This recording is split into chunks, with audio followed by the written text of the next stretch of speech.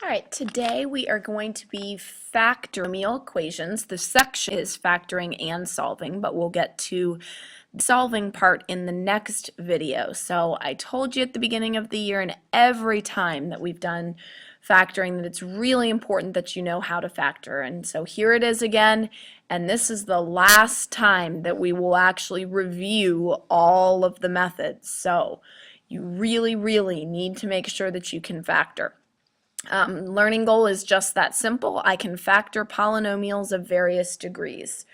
So when I reviewed the factoring, I did so in an order of operations. So that is how I have these notes set up. So the very first type of factoring is GCF. You always look for that first. So the only difference between what we've done with factoring in the past and today is that almost all of your problems here are going to have higher order exponents.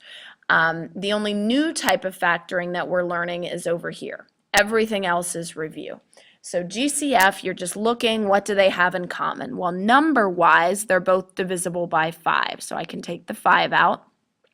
Remember that GCFs also include variables. So I look here, both of them have at least an x, so I take that out front as well. And then on the y's, this is y to the 4th and this is y to the 5th. So the highest exponent that they both have would be a 4. So 5x y to the 4th is your GCF. When I take that out, what would I multiply this by to get this? Well, it's the same, which means I would multiply by 1. Then I've got minus, and then it'll be a 4 to get 20, because 5 times negative 4 gives me that negative 20. X times x squared is what would give me x cubed. And then I have y to the 4th. I need to get to y to the 5th, which means I need to multiply by another y. Remember that when you are factoring by GCF, it's like reverse distributing. So if you want to check your work, distribute it back out. Take this and multiply it times the 1 and then times the negative 4x squared y. If it doesn't give you back the original, then you haven't done it right. After we check for GCFs, next we look for special products. And in Algebra 1 and earlier this year, the two types of special products that we reviewed were difference of squares and PSTs, perfect square trinomials. So difference of squares, remember when you're checking for that, you're looking, do they both have perfect square roots? Well, the square root of 9 is 3. The square root of x to the 4th is x squared. Square root of 4 is 2. And it is a minus sign between, hence difference of squares. So that means it factors into two parentheses, one with a plus, one with a minus. This first square root I fill into the fronts. And the last square root I fill into the back. And you look, make sure that these don't factor further, which they do not, and so we are done. PSTs, remember I look and I check the first and last square root, so this would be 6x cubed, would be the square root of 36x to the 6th. Square root of 1 is 1. And then on PSTs, you have to check the middle term. If I multiply these two square roots together and then double it, do I get 12x cubed? Yes, I do. So this is a PST. Remember, PSTs factor as a single parenthesis with a squared. Square root of the front goes in the front, so 6x cubed. Square root of the last goes in the back. And then the sign in the middle should match the sign in the middle here. This was a minus, so this is a minus. So I've got 6x cubed minus 1 to the 2nd power. All right, now for the only part that is new today, and that is sum and difference of cubes. A sum and difference of cubes, you have to look at them. It's very similar to what we do with difference of squares as far as checking for it. You need to make sure that both terms have perfect cube roots. And then it doesn't matter whether it's a plus or minus in the middle because we have one for the sum as well as for the difference. With squares, we only have the difference. So here is how they are going to factor. This is the pattern right here. So if you have a cubed plus b cubed, my first parenthesis is just the cube root. So cube root of a cubed is a, cube root of b cubed is b, and the sign on the top was a plus, so the sign here would be a plus as well. The second parenthesis is always going to be a trinomial. And the first trinomial, this a squared, you get from squaring that, the binomial. To get the middle, you multiply these two together, and you change the sign. And then the last one, you're just going to square the last term. So let's look at what that means with a real example. Hopefully it'll make a little more sense. So it's going to be a binomial times a trinomial. Now, sometimes it's confusing as to which signs should go where, so we have a way to remember it, and that is that we always need to remember to use soap. Of course, you want soap when you wash your hands. You want soap when you're checking your sum and difference of cubes. Soap stands for same, opposite, and always positive. It's kind of hard to read, but same, opposite, always positive. I always fill in my signs before I even deal with the numbers. So the first sign in the binomial is the same as the sign in the original. So the sign in the original was a minus, this is a minus. There's two signs in the trinomial. The first one is the opposite of what you see in the original, so this one's going to be a plus. And the last one, no matter what it is always going to be positive, so this is always a plus. So once I have the soap signs filled in, same, opposite, always positive, now I can follow my pattern. So I look here, and 27x cubed is my first term. So I take its cube root, because that's what goes in the front. So cube root of 27 is 3. Cube root of x cubed is x. For the back, cube root of 8 is 2. And if you don't know your cube roots, there is a cube root button on your calculator. If you go to the math menu, I think it's the fourth one down maybe, choice 4 has a cube root button. So if you don't know these cube roots, you can certainly use your calculator to help you. So now on the trinomial, I get the first spot by squaring this first term. So 3x squared, remember you're taking the squared to both terms, so that's going to be 9x squared. Then the middle you're going to multiply, so multiply these two together, so that would give me 6x. And then the last one you're going to square the last term. Negative 2 squared is 4. So here is how you factor that difference of cubes. All right, so that's the only new part. It's in your special products order of operations. So again, you always check for GCF first, then you check to see if it's a special product. If it's not special product, then we're going to do chart factoring. So we had two types, factors that add, and previously we said those are x squared plus bx plus c, meaning there's no number in front of the squared term. Now that we're doing higher order polynomials, they're not going to be x squareds always. In this case, it's an x to the fourth, but the same rule applies. If there's no coefficient in front of your highest exponent, then that means it's a factors that add. And factors that add with the chart, all you're doing is saying what multiplies to the last number, so multiplies to negative 48, and adds to the middle number, which is 13. So you want to go through your factors of negative 48. So let's say negative 12, positive 4 is 1. When I add those together, I get negative 8. So that doesn't work. So try again. Another set of factors of negative 48 would be 16 and negative 3. Those ones do add to 13. So these are my winners. So that means I set up two parentheses, Now, because this is x to the fourth, instead of these being x's, they're going to be x squareds. It's always the square root of the original. But you fill these in the exact same way. This was a plus 16, so this is a plus 16. This was a minus 3, so this is a minus 3. Neither of those factor further, so that is all we can do there. Now, when we have a number in front of the highest order exponent, the a x squared plus bx plus c, those are our split the middle. And again, I've got an x to the 8th here, but that doesn't change anything.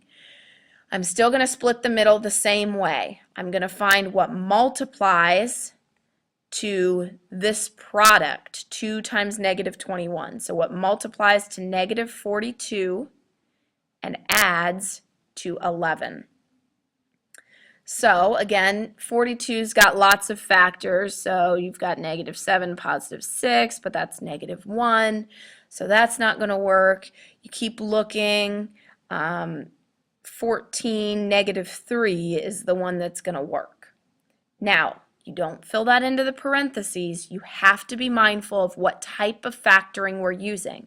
And here we are using split the middle, which means we are going to split this middle term into 14x to the fourth, because you're going to keep this exponent the same, minus 3x to the fourth. So we split the middle term into those two. The rest of the problem is going to stay the same. So I've still got 2x to the 8th, and I've still got my negative 21. So now once you split the middle, you factor by grouping. So here's my first group. The GCF between those two would be 2x to the fourth. So I take that out. I've got x to the fourth plus 7 left.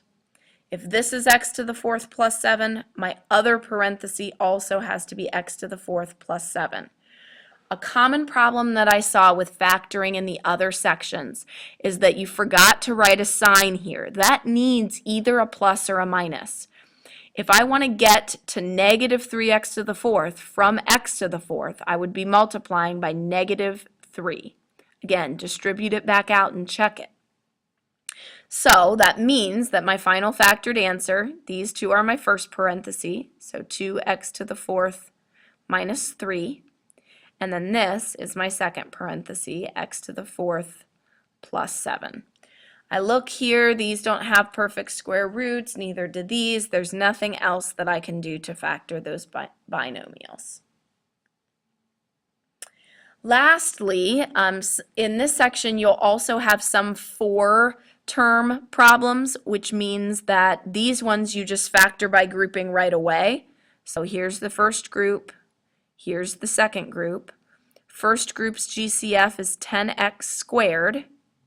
So that would leave me with y squared minus 3. If this is y squared minus 3, this has to be y squared minus 3 also.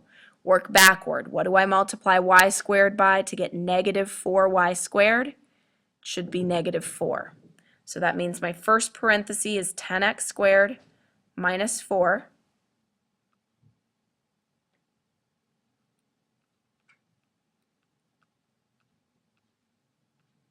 And y squared minus 3. Now, in this case, I'm not actually done because here, in this factoring by grouping, there was a GCF. And with four terms, people forget to look for it first. So that's why I did it this way, to show you that you can get the GCF out at the end. This is a 10 and a 4, so they're both divisible by 2. So you can take that out in front. Make this 5x squared minus 2. And now that gives you the exact same answer you would get if you had taken the GCF out at the beginning. So 2 times 5x squared minus 2 times y squared minus 3. All right, so we've gone through all of our ways of factoring. Again, it's an order of operations. So check for GCF first, then check for special products, then do chart factoring. If it's a 4-term, check for GCF and then factor it by grouping. So now we're putting it all together. Can you do this on your own? So that's what you need to do. A, B, C, and D, you need to try yourself first before you just listen to my solution. So try them, please, pause it, and then come back. All right, so let's see if you've gotten the right answers. Order of operations for factoring says GCF first. These all are divisible by 2, so I'll take the 2 out.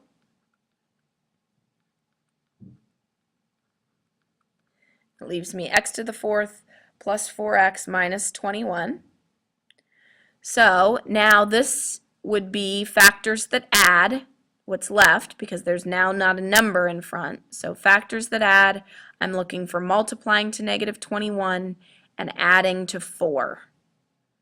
So those ones would be a positive 7, negative 3 is what's going to add to positive 4.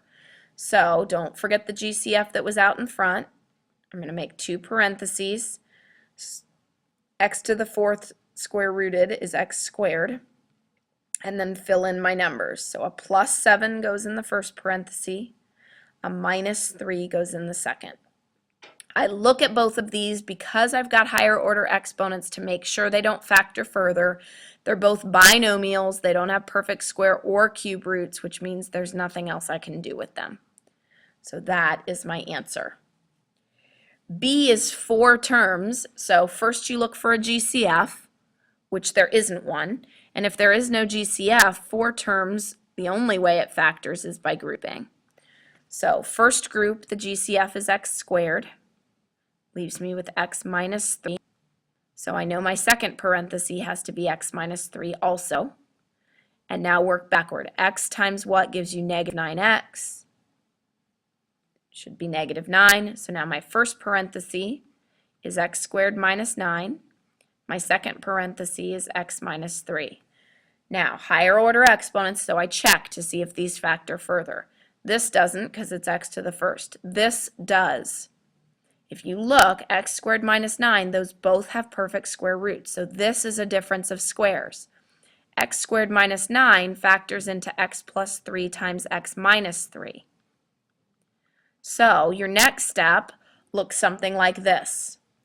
Now that's not my final step. Even though all of these are factored as far as they can go, this is repeated, which means in a final answer, if you want it in simplest form, you need to write it as a single parenthesis with a squared because there's 2 of them.